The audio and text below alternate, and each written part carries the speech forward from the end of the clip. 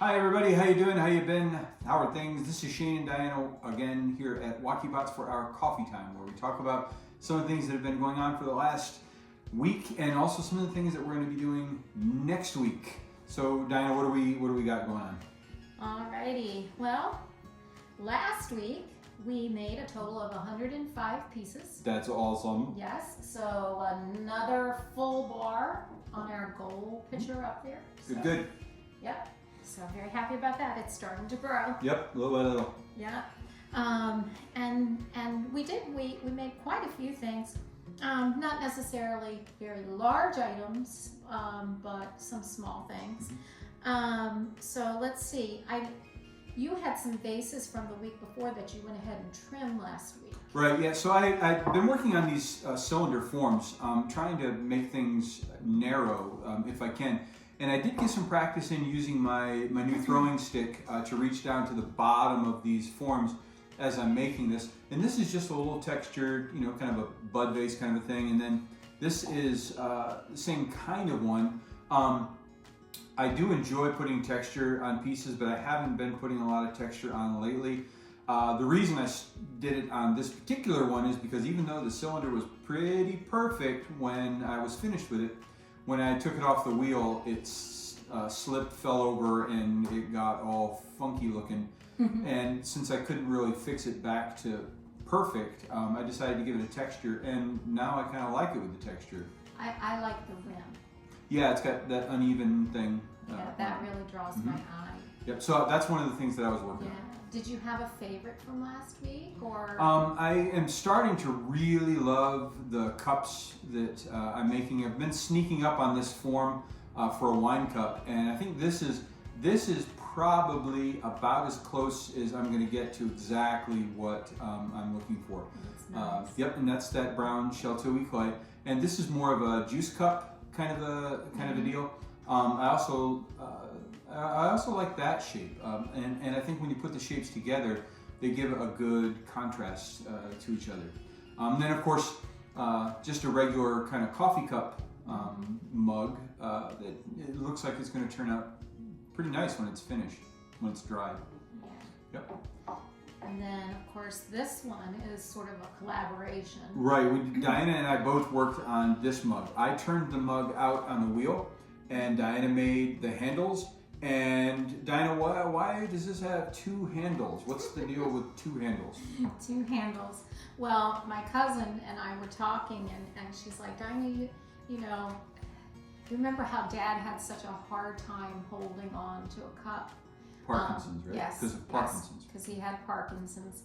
And in fact, two of my uncles had Parkinson's, and but he loved his coffee, and he shook. And so he was adamant that he was going to use a regular cup, and of course, so he would shake and slosh, and it would make a mess.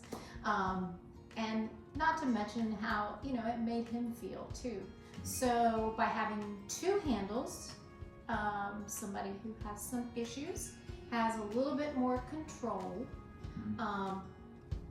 and yet they're using something that is pretty. So your Uncle Walter loved pottery also. Yes. So he very much did not want to use like what would look like a kid's sippy cup. No, absolutely not. No brightly colored plastic anything. So this is kind of our way of making some pieces, and I guess we'll call them dignity pottery. We're trying to make it so that it's more accessible for a longer stretch of somebody's life. So that's the deal with the two handles. And I have seen another version of that too, with just like a little something sticking out on the side, so your hand could go up and rest on it. So I'm thinking a variety of things, and then that way someone can choose what's the best fit for them. For them, right? Yeah. Maybe a handle on one side and just like a little knob or something to give it a little more support on the other. Right. Yeah. Okay. So anyway, that's what I've been working on. That's kind of transitioning into what you've been working on. And holy cow, look at all this stuff. It's been very fun. Yes. Looks like you got your an army going on there. I do. Well, of course, I'm going to go straight for the gnomes because I do have an army of gnomes, but they're very friendly gnomes. But I have For gnomes. now. I have gnomes of all kinds. Hand me one. I'm going to hand it. See if I can pass it a little closer to the camera. Sure. Isn't he cute? He's just the cutest thing. I have to say though, this little chubby one, Jumpers. I modeled that one. I think he's my favorite. It's just something sweet about his face. I like that. So, but I have a wide variety. I have some that are extremely plain, some that have more detail, some even with flowers and leaves. So why the gnomes? Why are you making gnomes? Well, we do have a gnome class coming up on Friday. That's right, and I'm actually, although I'm going to be here, I'm going to be more of a participant in that class. Because I want people to see that every gnome is different. Each one is unique, and so no two are ever going to be identical, and that's the whole point to them. But I'm making as many different ones as I can for when we go to the Gnome and Fairy Festival. Right. Because I want to have a nice selection there for people to pick from. So my thing now is trying to really visualize what these are going to look like glazed. Right, because you're going to want a variety of colors. Yes. Yep. And I also see some with like mushroom hats coming. Mm-hmm. So I think that would be cool. Very awesome. Last week I talked about making spoon rests. You're not showing my favorite spoon rest. No. Oh well, that's okay. That's okay. But I did make spoon rest. I did not get 50 spoon rests done. I did 20. So this one has a dragonfly texture on it. I understand it's probably hard to see, but yes.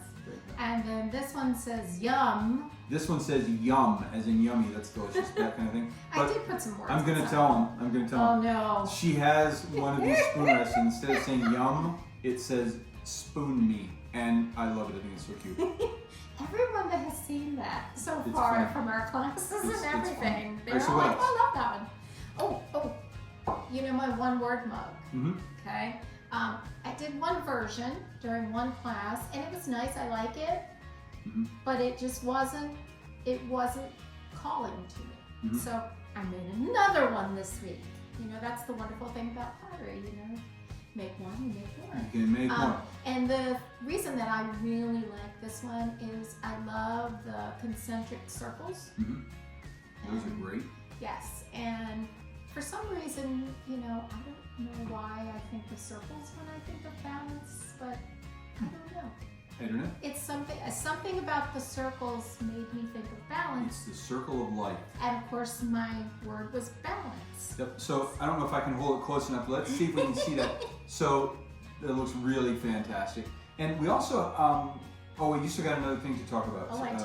So let me finish that, and then I'm going to talk about. And the wonderful thing about having a mug, if you drink tea, which I do love tea, sometimes you want to use loose leaf tea, and you need a tea infuser.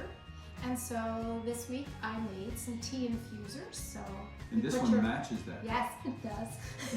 You put your loose leaf tea in here, and you have a few holes here, and then you pour your water in through here, and it just comes on through.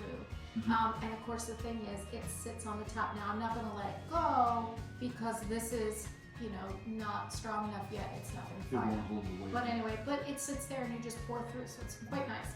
I've actually seen individual coffee done that way too. Oh right, yeah.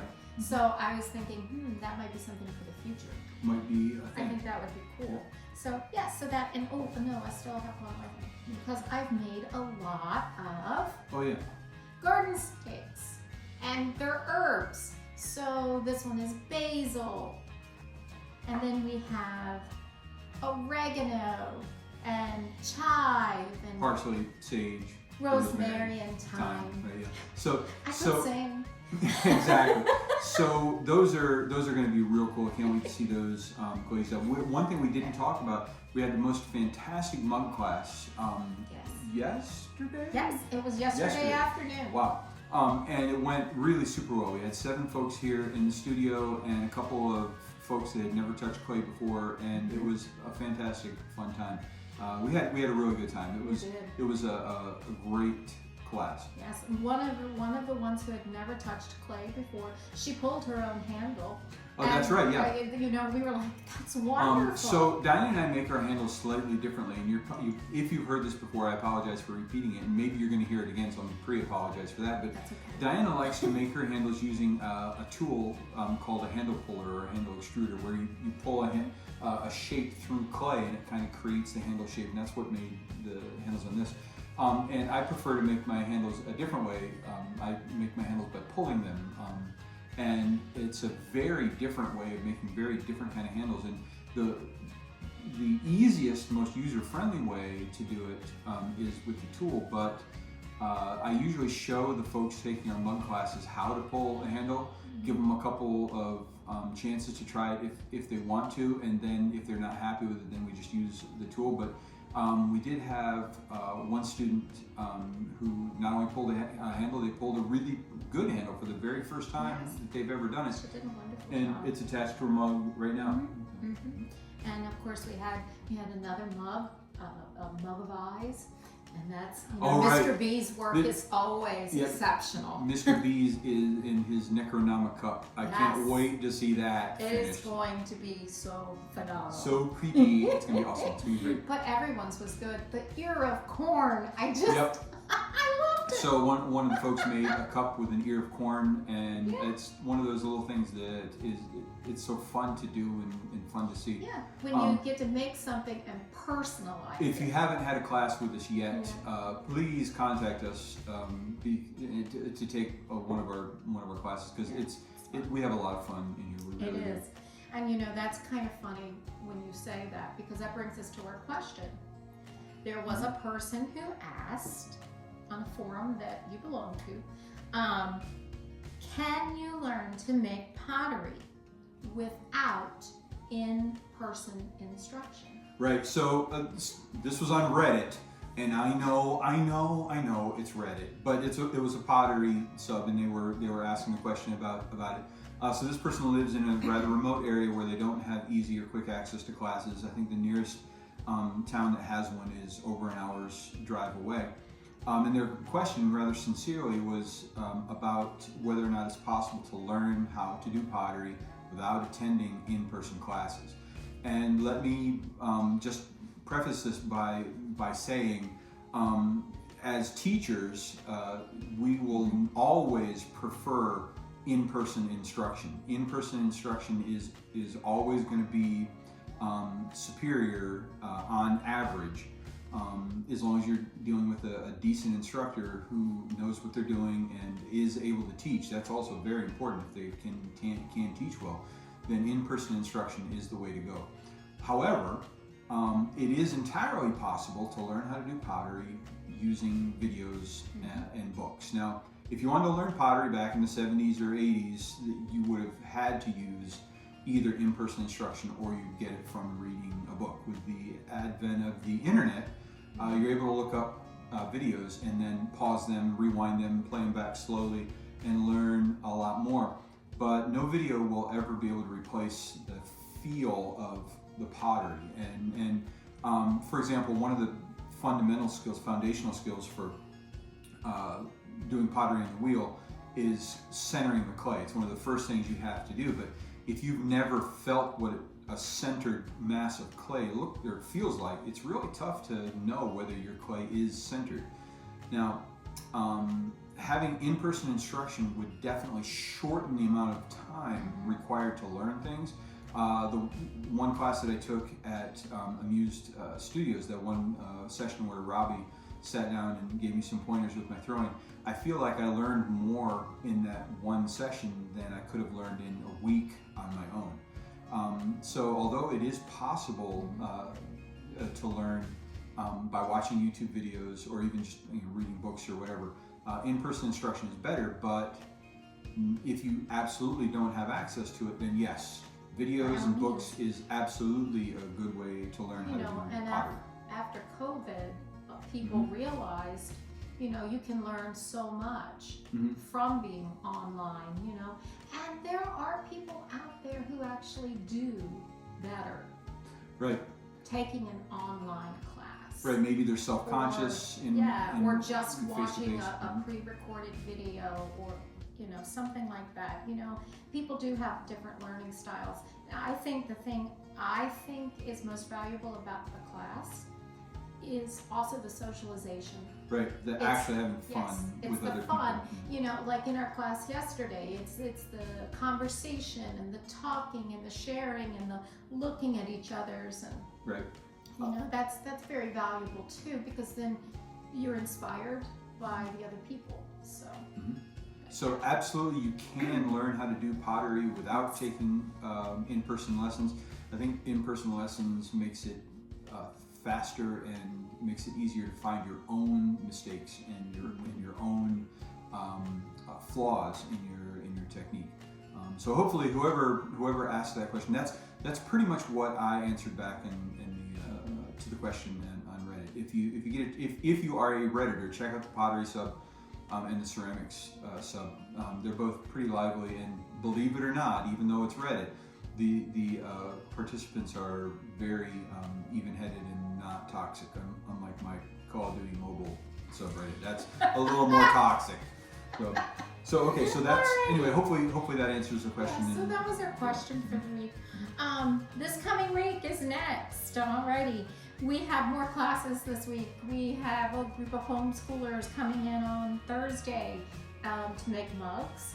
That's a large group. How many people? I think it was between 8 and 11. 8 and 11. Yes, between 8 and 11. That's a fair amount. Yeah, for our small studio. We also have our Gnome class on Friday evening, which has just a couple of spots left open now in it.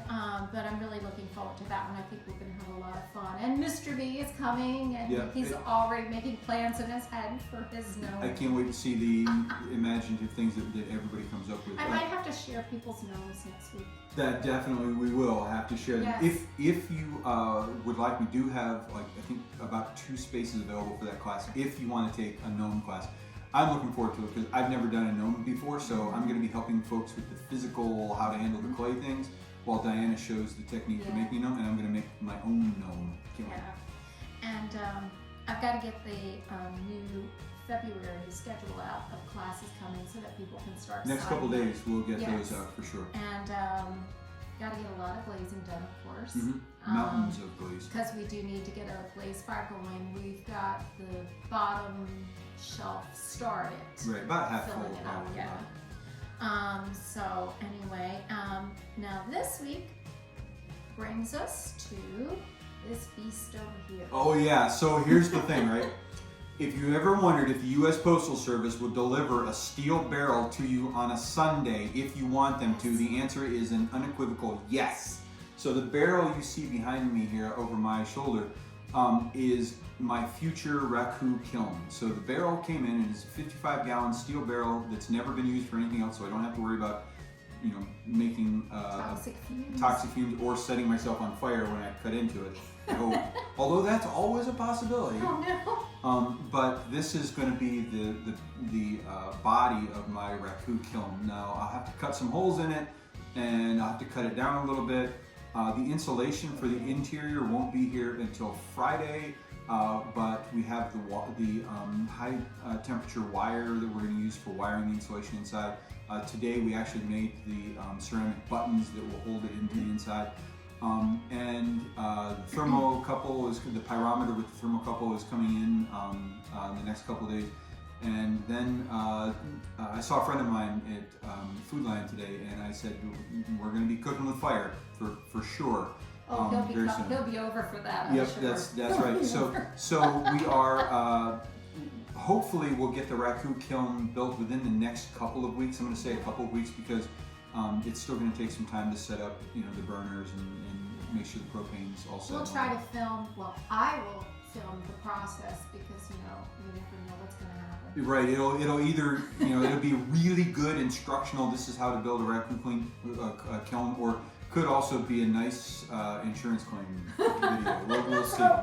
That's it. But anyway, it's going to be fantastic. I can't wait for that. Yeah.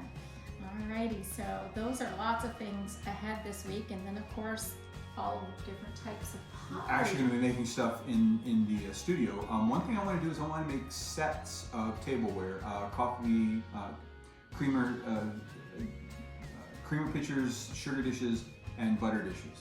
And I think we're going to collaborate on that a little bit. I'll spin out the sugar bowl and the creamer on the wheel, and maybe you can hand build the butter dish. I am going to hand build a regular butter dish, but then I also want to make a butter keeper type thing, butter which is vault, which is like a French, uses water. But oh yeah, I think they pronounce it batter. No, well if it's Irish, it's in. You know what it is. She's taking Irish classes in Duolingo, right? I don't know why, but I love it. It's awesome. Yes. She has a lot of fun with it. Oh, I do it every day too. It keeps it's important. Yeah. And I'm gonna go to Ireland someday, so You I will prepared. actually be able to sit there and order a soup bowl, which is an apple juice. Not me. Okay. So all right. So All right. Wait, I have to talk. Okay. I get to talk about what I'm making. oh right. Yes. I didn't finish that. Oh, Go ahead. you go ahead. You go Well, ahead. other than the set, I'm working on some larger bowls and maybe some ramekins. Oh yes, we go. I love those ramekins. Right, and I'm going to make some larger things, maybe a couple of larger pitchers. I've been kind of kicking around that idea for a while. I haven't successfully made larger cylindrical items with handles yet, but that's for me. Okay, now what are you doing? Lots of garden things. Yeah, because even though it is the middle of January, it was 50 degrees today, and the wind is blowing, and it's Our grass windy, is growing. it looks like springtime out there. And I really, truly, honestly believe I heard the keepers. Those crazy frogs. And you know what that means? You got to hear them 2 more times. Two more times, 2 more freezes. I'm going to say it's a bit premature. I know, but that's what the That's old what they say. wives' tale is. That's And what they I say. have every single year, I count, Yeah, and every single year it's right. been true. Yep.